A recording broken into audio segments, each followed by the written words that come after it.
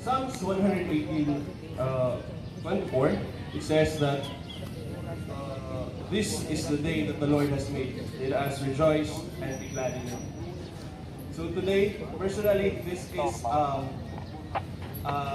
personal take.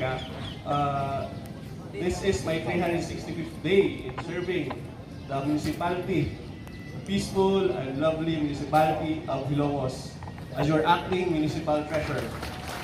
So that was in pursuant to Department Order 424-2024 signed by Secretary Ralph G. Recto, the Secretary of Department of Finance. Likewise, this year also, last April 16, I was designated as your designated Business Permit and Licensing Officer, Vice Sir Hamin due to his retirement. So in a minute, allow me to present to you the updates from the Office of the Municipal Treasurer. So this is only mga 2 items lang, basig buhol. So last year, the office projected local revenue source or local revenue income of 55 million. And as of May 2025 this year, we are now at 43.2 million as our collection efficiency, and this stands this is equivalent of 78.71% of the collection efficiency. With this, allow me to give thanks to every Ilocoston who contributed their part by paying taxes, fees, and charges before our office.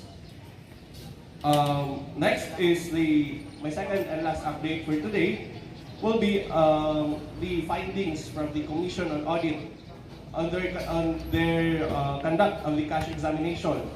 So, allow me to read the specific words being used or being presented on the findings of the COA.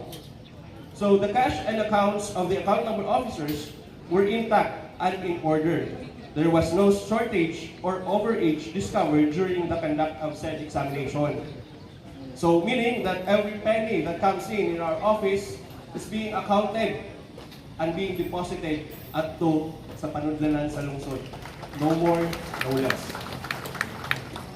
So to my colleagues of the Office of the Municipal Treasurer, we take pride in these findings of the COA. We take pride in this comment of the COA, as we truly and indeed upheld what we call accountability and transparency before the people of Ilocos.